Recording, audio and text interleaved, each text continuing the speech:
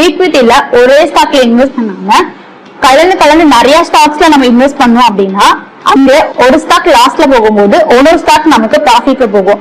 அப்போ நம்ம loss avoid பண்ணலாம். நம்ம ஈக்விட்டில மட்டும் வாங்கி வச்சுக்காம கமோடிட்டி, பில்லியன்ஸ், பாண்ட்ஸ் இந்த மாதிரி நம்ம இன்வெஸ்ட் பண்ணலாம்.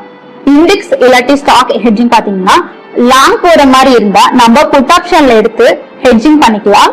ஷார்ட் போற மாதிரி இருந்தா நம்ம கால் ஆப்ஷன்ல எடுத்து ஹெட்ஜிங் பண்ணிக்கலாம். போர்ட்ஃபோலியோ மாதிரியான இன்வெஸ்ட்மெண்ட்டுக்கு இண்டெக்ஸ் ஹெட்ஜிங் நம்ம பண்ணலாம்.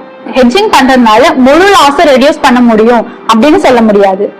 மணிநீஸ் பொறுத்து நம்ம லாஸ் ரெடியூஸ் பண்ணிக்கலாம். ஸ்டாக் வந்து டிக்ளைன் ஆகுறதுக்கு நிறைய ரீசன்ஸ் இருக்கு. அது என்னென்ன ரீசன்ஸ் அப்படின்றது இப்ப பார்க்கலாம். ஒரு நிர்வாகத்தோட வருமானமும் லாபமும் அங்க டிக்ளைன் ஆகும்போது சரிவு ஏற்படும் பொழுது அங்க ஸ்டாக்கோட விலையிலையும் அங்க சரிவு ஏற்படும்.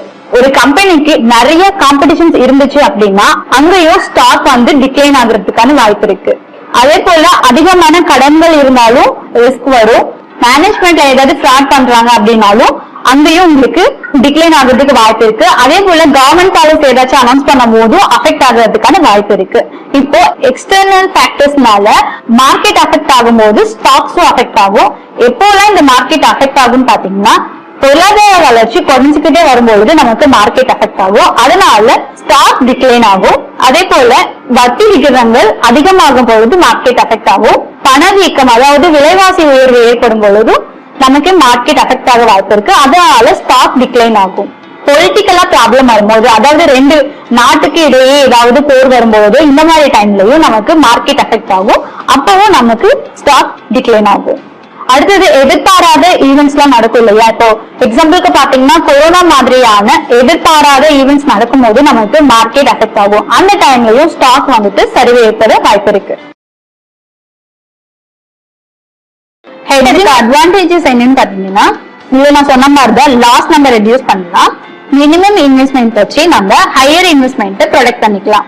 இதுல நம்ம போர்ட்ஃபோலியோவை அடிக்கடி கண்காணிக்கணும் அப்படின்னு தேவையில்லை. ஹெட்ஜிங் நமக்கு ட்ரேடிங் எஃபிஷியன்சியை இம்ப்ரூவ் பண்ணுது அண்ட் ப்ராஃபிட்டை மேக்ஸிமைஸ் பண்ணுது.